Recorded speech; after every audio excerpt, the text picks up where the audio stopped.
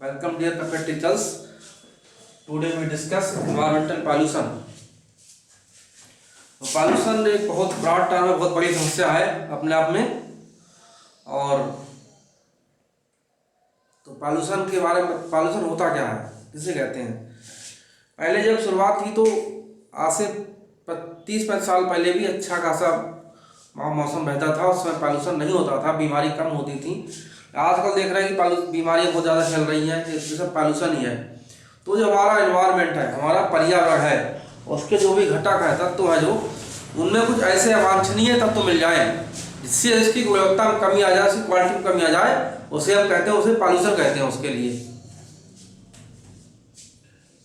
तो अब कंपोनेंट जैसे उसकी वायु है, मिट्टी है,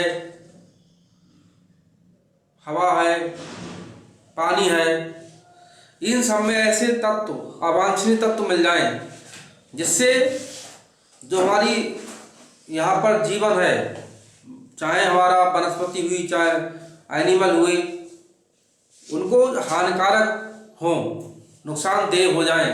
तो ऐसे अवांछनीय परिवर्तन है वही क्या, ये सब के सब प्रदूषण कहलाता है। और जो तत्व जिनकी वजह से उसकी क्वालिटी में डिग्रेडेशन होता है, उसे कहते हैं पॉल्यूटेंट। मतलब जो पॉल्यूशन करे वो पॉल्यूटेंट कहलाते हैं। तो हमारा जो पॉल्यूशन, प्रदूषण होता है, ये कई टाइप होता है। जैसे हमारा वाटर पॉल्यूशन है, एयर पॉल्यूशन, नॉइज पॉल्यूशन है, सॉइल पॉल्यूशन है, रेडिएशन पॉल्यूशन है and marine pollution. Radiation mean विकिरण पॉल्यूशन और मैराइन मीन समुद्रीय, सागरीय, सागर में, समुद्र में जो पॉल्यूशन होते हैं वो कहलाते हैं। बात करते हैं पहले वाटर पॉल्यूशन की। तो वाटर पॉल्यूशन क्या है, जल में कुछ ऐसे तत्व मिल जाएं, अवांछनीय तत्व मिल जाए जिससे कि जल की गुणवत्ता में कमी हो जाए, तो उसे हम कहेंगे वाटर पॉल्यूशन कहते हैं। फिर इसकी वजह क्या है, मेन सोर्स वाटर पॉल्यूशन के प्राकृतिक सोर्स भी होते हैं, कुछ मानसिक सोर्स भी होते हैं। प्रकृति द्वारा भी कभी क्या हो जाता है, जैसे अचानक भूस्खलन हो जाए, ज्वालामुखी आ जाए, इससे भी क्या होता है कि वाटर पॉल्यूशन हो जाता है इनसे। लेकिन मनुष्य द्वारा जो पॉल्यूशन होता है बहुत ज़्यादा हानिकारक होता है। जैसे कि जितने भी बड़े बड़े शहर हैं, वहाँ पर नदियों में क्या होता है, जो इंडस्ट्री है, फैक्ट्री है, उनका पानी डाल दिया जाता है। शहरों का जो गंदा पानी, सीवेज पानी, जितना भी नालों का पानी सब नदियों में गिरा दिया जाता है। नदियाँ बहुत ज़्यादा गंदी हो जाती हैं। तो ये सब कौन, मनुष्य पॉल्यूशन कर रहा है। उसके अलावा कपड़े धोते हैं घर में, तो उनका साबुन का गंदा पानी झाग जाते हैं, वो भी नदी में पानी डालते हैं।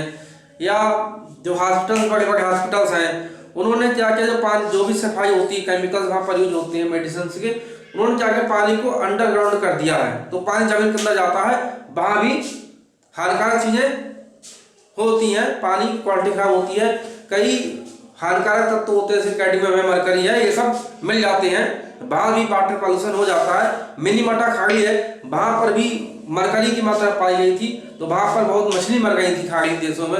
मछली को जब मनुष्यों ने खाया, वो भी वहाँ पर मर गए थे। तो ये सब लेड है, मरकरी है, कैडमियम है, सब अगर पानी मिल जाते हैं, यहाँ से वाटर पॉल्यूशन होता है और ये बहुत ज़्यादा हानिकारक होता है। तो ये सब बहुत रीजन है इसके वाटर पॉल्यूशन के। इफेक्ट ऑफ वाटर पॉल्यूशन, तो इसके इफेक्ट क्या होते हैं वाटर पॉल्यूशन के, होते हैं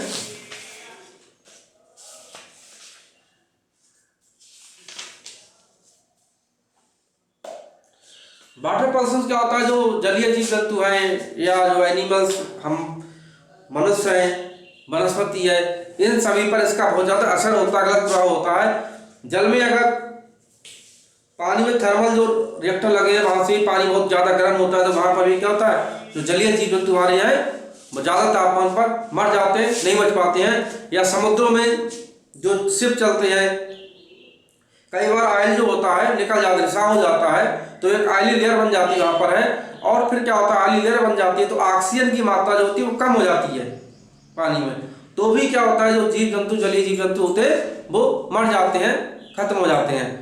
और जो कि ये जो हमारा एक सिस्टम पूरा है, इकोलॉजिकल सिस्टम है, उसके लिए ये सब चीज़ें बहुत ज़रूरी है कि सभी जो हमारे जीव जंतु हैं, मनुष्य, पेड़ पौधे, इनका एक सिस्टम बना होना बहुत जरूरी है। फूड चेन जो होती है, फूड चेन में छोटे से लेकर जीव से लेकर बड़े जीव जंतु, पेड़ पौधे, सबका बहुत ज़्यादा इंपॉर्टेंट रोल होता है। तो ये श्रृंखला सब डिसमिस हो जाती है, श्रृंखला इस तरह से। तो ये सब इफेक्ट होते हैं, जीव जंतु मर जाते हैं। अगर मनुष्य भी गंदा पानी पीता है, उसको भी हैजा है, पेचिस है, ये सब गंदे पानी पीते हैं, इससे हो जाते हैं हमारा यहाँ इवन यहाँ तक कि टाइफाइड भी हो जाता है, जो पानी इन्फेक्टेड होता है उससे। तो पानी से बहुत समस्या होती है। पौधे होते हैं, पौधे में भी डिजीज चली जाती है, गंदा पानी होता है। वो प्लांट्स वगैरह हम खाते हैं, उनसे जो भी प्रोडक्शन होता है वो खाते हैं, वहाँ से हमें नुकसान होता है। इंसेक्टिसाइड जो होते हैं वो डाल दिए जाते हैं, पानी अगर पहुँच गए तो वो भी हार्मफुल हमारे लिए होते हैं। तो इफेक्ट हो गए। Measures of water purification. तो वाटर प्यूरिफाई हम कैसे करते हैं इसको? एक तो नेचर द्वारा ही पानी की प्यूरिफिकेशन होता है। पानी गर्म लाइट गिरती है तो उससे भी क्या होता है, सनलाइट जो आती है, रेडिएशन और ओजोन लेयर है, वहाँ से भी हार्मफुल रेडिएशन नहीं आती है। वहाँ से ही पानी नेचर भी अपने आप शुद्ध करता रहता है।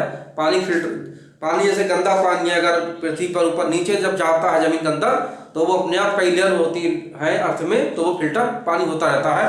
और हम भी अपने आप पानी को फिल्टर कर सकते हैं। आजकल आप देख ही रहे हैं, आरओ वाटर चल रहा है, फिल्टर चल रहे हैं। इसमें हम लोग पानी को गर्म करके भी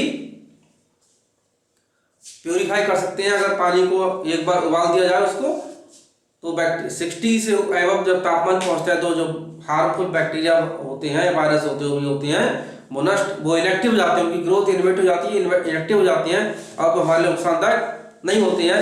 मिट्टी के घड़े में पानी रखते हैं तो भी थोड़ा पानी प्योरीफाई हो जाता है पानी उस तरह से। पहले लोग मिट्टी घड़े में पानी पीते थे, जबकि फ्रिज का पानी हार्मफुल होता है। ऐसे ही अगर हम क्लोरीन मिला देते हैं या KMnO4 मिला देते हैं, उनसे भी क्या होता है, जो माइक्रो ऑर्गेनिज्म हार्मफुल होते हैं वो मर जाते हैं या इनएक्टिव हो जाते हैं। तो इस तरह से पानी को प्योर कर सकते हैं हम लोग हैं। Measures to prevent water pollution. Water pollution को रोकें कैसे? यही तरीका रोकने का है कि पानी जो है शहरों का नदियों में ना गिराया जाए। उसको पानी को इधर उधर शहरों के चारों तरफ, दो तरफ पानी को ले जाया जाए, वहाँ पर पानी कलेक्शन हो, पानी प्योरीफाई किया जाए, और फिर नहरें निकाल दी जाए, और वो नहरों के द्वारा पानी को किसानों को दे दी जाए। जो भी हानिकारक तत्व हो वो निकाल दी जाए प्योरीफाई करके, तो पानी नदी में नहीं जाएगा, नदी भी हमारी साफ रहेंगी, और खेती को भी हमारे पानी मिल जाएगा। इस तरह से नदी गंदी नहीं होगी। केमिकल्स पानी हम लोग ना डालें। कुछ लोग क्या होते थे, पहले हम देखते थे, बच्चों थे, कि नदी में लोग डाल देते, जहर डाल देते थे, पॉइजन डाल देते थे, उससे मछली मर जाती थी। अब वो लोग मछली खाते थे निकाल के, लोग फिशेस के लिए। आपने कभी देखा होगा इस तरह से, सुना होगा या देखा होगा आपने इस तरह से। तो हमें ये सब काम ऐसे नहीं करने चाहिए, क्योंकि वो भी क्या होता है, हानिकारक चीजें हो जाती हैं। बाकी जहाँ पानी पीते थे पोखरों तालाबों में, क्या होता, जानवर लोग घुसा देते थे पानी पीने को। पानी पहले लोग क्या थे, तालाब का पानी पीते थे लोग, पहले पोखरों पानी पीते थे, कुआं पानी पीते थे। तो ये सब चीज़ें हमें ध्यान रखनी चाहिए। इस तरह से हम वाटर पॉल्यूशन को रोक सकते हैं। जो हॉस्पिटल्स हैं जिनका पानी नीचे जमीन के अंदर कर दिया जाता है, उनको भी नीचे जमीन के अंदर ना किया जाए पानी को, और उसको भी प्यूरीफाई करके जो हानिकारक तत्व लेड है, कैडमियम है, ये जो बहुत हॉस्पिटल से ही आर्सेनिक ये सब चीज़ें पहुंच रही हैं, तो इनको भी निकाल करके और पानी को किसानों को दे दिया जाना चाहिए। जिससे हम वाटर पॉल्यूशन रोक सकते हैं, क्योंकि वाटर पॉल्यूशन बहुत बड़ी समस्या आज के दौर में है। हालांकि इस समय तो देख रहे हैं कि नेचर ने ही, कोरोना जो वायरस आ गया उसने ही नदियां सब साफ कर दी हैं, क्योंकि मानव की जो गतिविधि है वो बहुत कम हो गई है। पॉल्यूशन जितना भी किया है हम लोग मनुष्य ने ही पैदा किया है, प्रकृति ने कोई पॉल्यूशन नहीं किया है। और चूंकि एक रिएक्शन के बाद रिवर्सिबल रिएक्शन तो होती है, अति हो गई जब, तो नेचर ने अपने आप कंट्रोल करना शुरू कर दिया है। तो ये चीज हमको ध्यान देनी चाहिए। एयर पॉल्यूशन, दूसरी बात करते हैं एयर पॉल्यूशन की। ये भी बहुत बड़ा इंपॉर्टेंट पॉल्यूशन एयर पॉल्यूशन है, क्योंकि अगर हमें स्वच्छ ऑक्सीजन नहीं मिलेगी तो लाइफ जैसे जल ही जीवन है, वैसे ही स्वच्छ वायु, स्वच्छ खान पान, स्वच्छ भोजन, ये सब हमारे लिए क्या है, बहुत ही जरूरी है। अगर पानी अच्छा है, हवा अच्छी नहीं, तब भी क्या होगा, तब भी लाइफ अच्छी नहीं होगी, लाइफ कम हो जाएगी, लॉन्गेविटी नहीं रहेगी, जीवन बहुत कम हो जाएगा, तरह तरह की बीमारी फैलेंगी। तो यानी केवल पानी पर ही ध्यान दें, वाटर पॉल्यूशन पर, हमें जो भी समस्या आ रही सब पर हमें ध्यान देना, चीज़ों को मैनेज करके चलना है।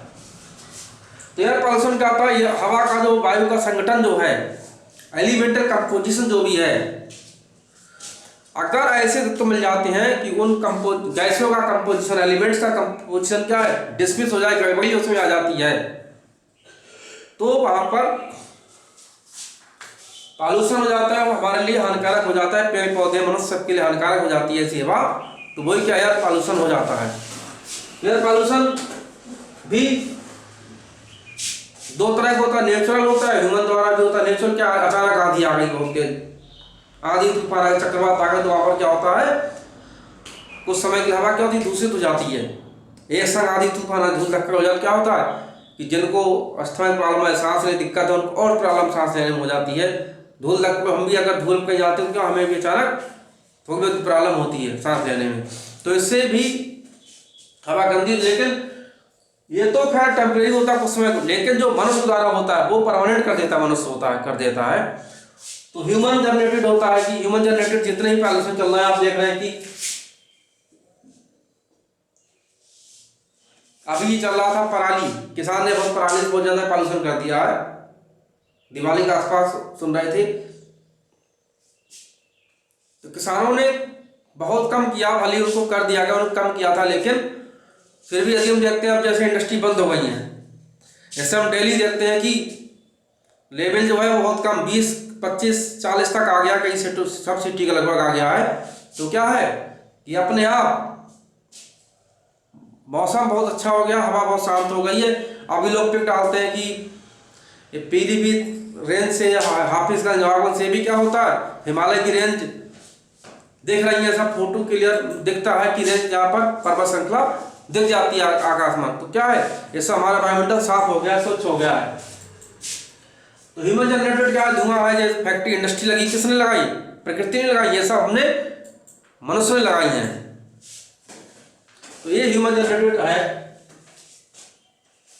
ईंट भट्टे हैं, उनसे धुआं निकलता है, चिमनी है, इनसे धुआं निकलता है, मोटर व्हीकल्स है, वाहन, तरह तरह वाहन, इनसे भी धुआं निकलता है। तो क्या ये सब हमारे लिए वायु प्रदूषण का काम करते हैं। न्यूक्लियर एनर्जी, इससे भी वायु प्रदूषण हो जाता है।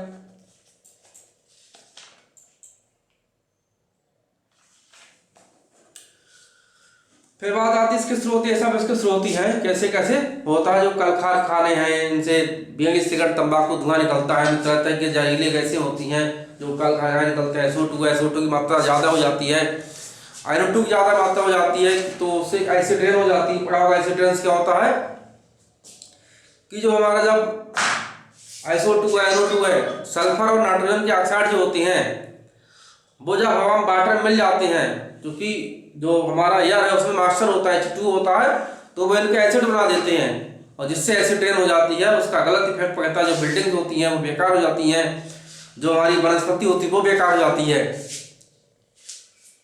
तो ये सब चीजें हार्मफुल होती हैं।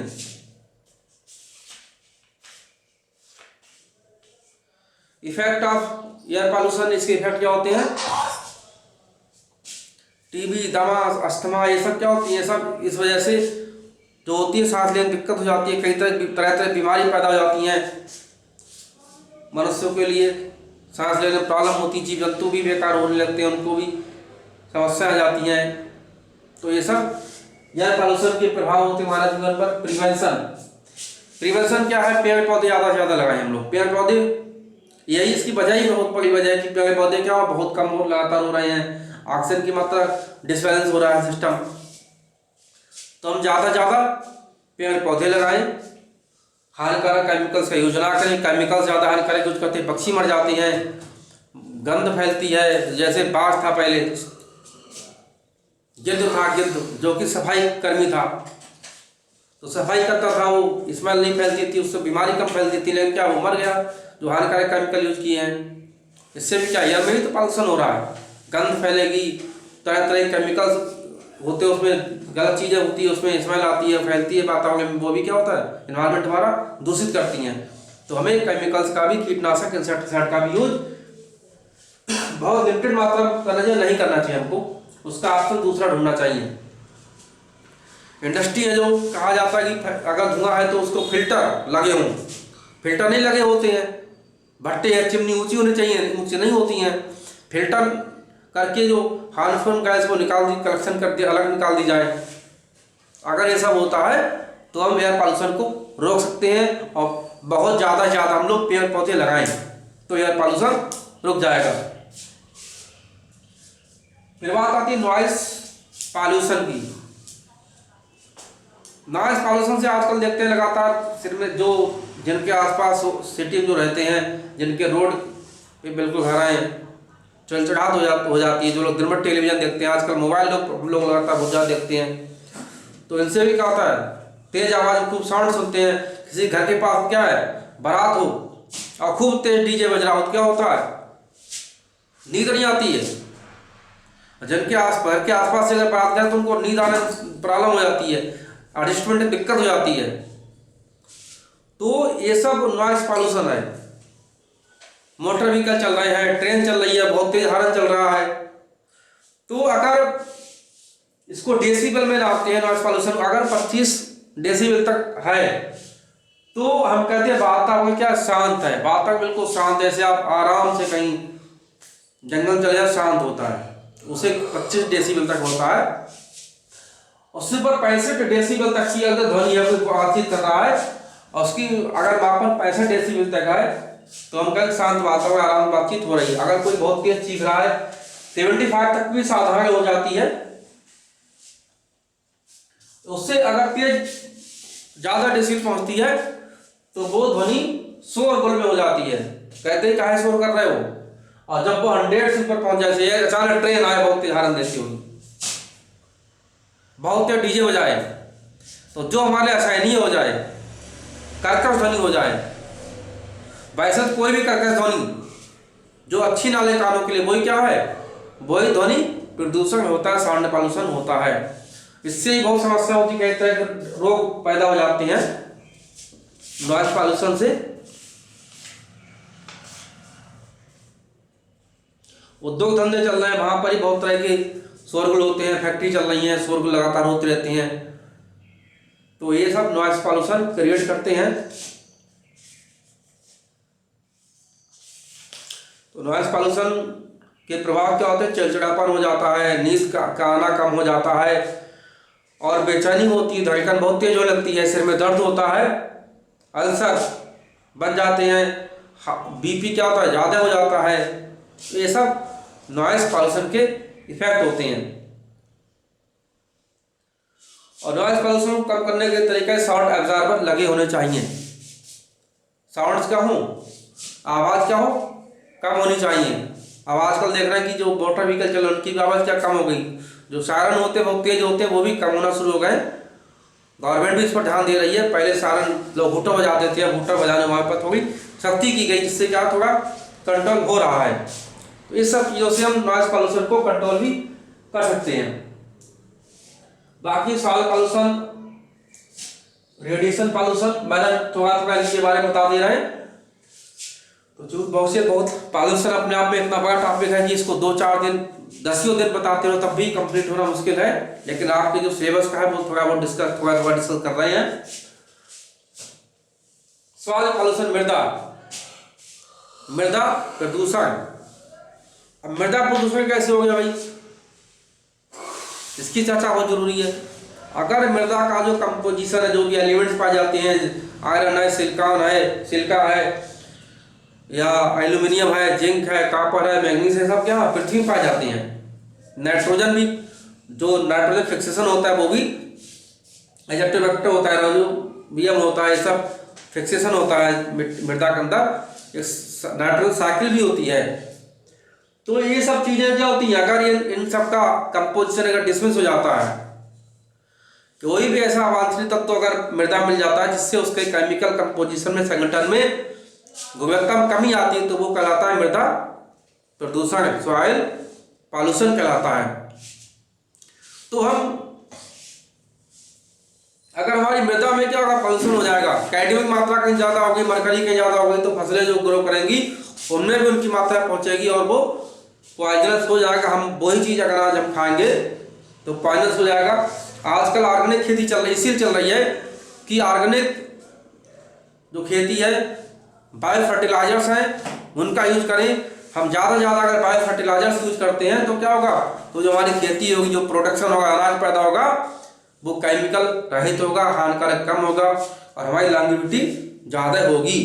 लेकिन हम क्या होता है, इंसेक्टिसाइड यूज करते हैं, तरह तरह के हैं, पेस्टिसाइड यूज करते हैं, हर्बिसाइड यूज करते हैं, डायथान है, मेलाथियान है, 2,4-D है, DDT है, BSC गामा है, ये सब नाम सुने होंगे आप लोग, सुने होंगे जिनको हम यूज करते हैं। ये सब क्या होते हैं, जब उसमें मिल जाते हैं हानिकारक होते हैं, कीड़े मकोड़े मर जाते हैं कई तरह, वो भी उसमें गंदगी पैदा करते फिर हैं। तो इससे क्या होता है, सॉइल भी हमारी क्वालिटी खराब होती है, उसका नुकसान हमारे लिए हो जाता है, सॉइल इरोजन भी हो जाता है। अब जैसे पेड़ पौधे कट रहे हैं, पेड़ पौधे कटने से भी क्या होता है, सॉइल इरोजन होता है, वहाँ भी सॉइल फर्टिलिटी कम हो जाती है, उससे कम हो जाती है।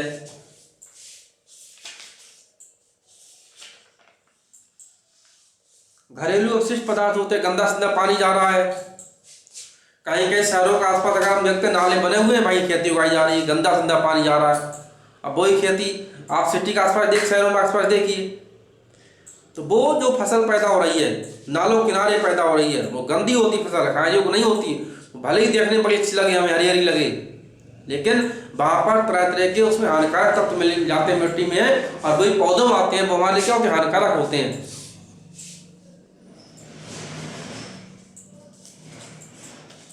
तो इसके बचे कैसे, इसके लिए मृदा, एक तो हमें जो फसल चक्र होता है, क्रॉप साइकिल, वो भी हमें अपनानी चाहिए।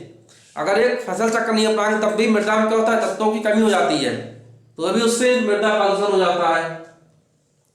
इंसेक्टिसाइड, पेस्टिसाइड, हर्बिसाइड का यूज हम ना करें, हम लोग बायो फर्टिलाइजर्स का वहाँ पर यूज करें, ज़्यादा से ज़्यादा पेड़ पौधे लगाएं, पेड़ पौधों की पत्तियाँ, हरी खाद का यूज करें, ढैंचा जैसे होता है उसको यूज करें, वहाँ पर यूज करें हम लोग, गोबर की खाद, कंपोस्ट खाद यूज करें, केचुआ वाली खाद यूज करें। उससे क्या होगा, मृदा की क्वालिटी क्या होगी, बढ़ेगी, प्रोडक्शन क्या होगा, अच्छा होगा, और जो भी अनाज हम खाएंगे वो स्वस्थ होगा, हमारी लाइफ के लिए अच्छा रहेगा। इस तरह से हम सॉइल पॉल्यूशन को कंट्रोल कर सकते हैं। फिर आती है रेडिएशन पॉल्यूशन, कैंसर जो हो रहा है आजकल, नई नई बीमारी आ रही है, ट्यूमर हो रहा है, माइग्रेन शिकायत आ रही है, ये सब रेडिएशंस की वजह से हो रहे हैं। न्यूक्लियर रिएक्टर जो है उनसे तरह तरह के रेडिएशंस पैदा हो रहे हैं। जो रेडिएशंस जानते होंगे, जो रेडिएशंस होते हैं, इलेक्ट्रोमैग्नेटिक रेडिएशंस होते हैं, EMR, इलेक्ट्रोमैग्नेटिक रेडिएशन, ये होते हैं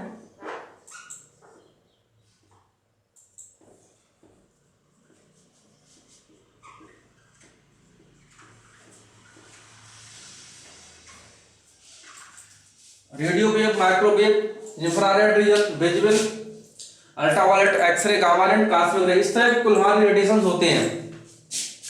तो जो थर्मल रिएक्टर है, न्यूक्लियर रिएक्टर है, इनसे क्या होता है, इनसे जो भी रेडिएशन निकलते हैं बड़े हार्मफुल होते हैं। आजकल जो तरह तरह के युद्धाभ्यास की जाती हैं, मिसाइल का प्रक्षेपण किया जाता है, समुद्र में गिरा दी जाती है मिसाइलें, उदाग दिया जाता है, उनसे बड़े हार्मफुल चीज़ें निकलती हैं, उससे क्या होता है, प्रदूषण पैदा हो जाता है। तो ये सब रेडिएशंस नई नई बीमारी पैदा कर रहे हैं, तो इन चीज़ों से हमें बचना चाहिए इस तरह से। तो ये चीज़ें बड़ी हानिकारक होती हैं। फिर बात मैरान पॉल्यूशन, महासागरीय प्रदूषण। मैरान पॉल्यूशन क्या होती है, मैरान में तरह तरह के सैवाल हैं, हम नमक भी, समुद्री नमक खाते हैं, शिकार भी होता है, मछली खाई जाती हैं, कई तरह की जंतु पाए जाते हैं, सेवन सीज फूड होते हैं वो खाए जाते हैं। तो समुद्र में मछली शिकार होता है, लेकिन क्या होता है, अगर हम अब जैसे कि गंदगी समुद्र में डाल दी जाती है, कूड़ा करकट डाल दिया जाता है, अभी सर्वे पाए गए कि बहुत ढेर सारा कूड़ा करकट समुद्रों में फेंक दिया गया जाता है, या जो युद्धाभ्यास होता है वहाँ से भी गंदगी पहुँचती है, तापमान बहुत ज़्यादा बढ़ जाता है पानी का युद्धाभ्यास से। उससे जो जीव या जो हमारे शिप चलते हैं उनसे भी क्या होता है, जो अगर कहीं ऑयल होता है, ऑयल का रिसाव हो जाता है, तेल का रिसाव हो जाता है, और तेल का रिसाव होता है तो एक लेयर पानी की बन जाती है, और सिर्फ वहाँ पर ऑक्सीजन की BOD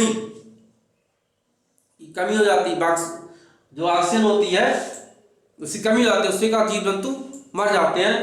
तो हमें ये सब चीज़ें ध्यान देनी चाहिए, क्योंकि नेचर ने जितनी भी चीज़ें दी हुई हैं अगर उनमें किसी की एक भी क्वालिटी में भी नुकसान होता है तो वो मानव जीवन पर सीधे सीधे असर करेगी, भले हमको ना दिखती लेकिन कहीं के असर उसका जरूर होगा। क्योंकि पहले हम सोचते थे कि पानी खराब हुआ है, पानी से बीमारी हुई है, फिर हवा की बात की बीमारी हो गई, अब देख रहे हैं कि मिट्टी में भी प्रदूषण हो गया। हम देखते हैं कि लोग चाहते हैं कि खाना पीना कैसा शुद्ध नहीं बचा, हम लोग डिस्कस करते हैं कि पहले दूध प्योर मिलता था, इम्प्योर मिल रहा है। सर्वे पाए गए यूरिया जो ज़्यादा यूज होती है, ऑक्सीटोसिन के इंजेक्शन लगते हैं गाय भैंसों के लिए, तो उनका असर मिल्क में मिल जाता है। यूरिया का भी रिजल्ट दूध में मिले हैं देखने को, इसीलिए अगर हम ज़्यादा केमिकल्स यूज करेंगे तो उनका हमें नुकसान मिलेगा। तो वैसे बहुत बड़ा टॉपिक है, लेकिन मैं समझता हूँ कि इतना आपके लिए सफिशिएंट रहेगा, तो इसे देख लें। बाकी नेक्स्ट वीडियो में अगला चैप्टर पढ़ाएंगे।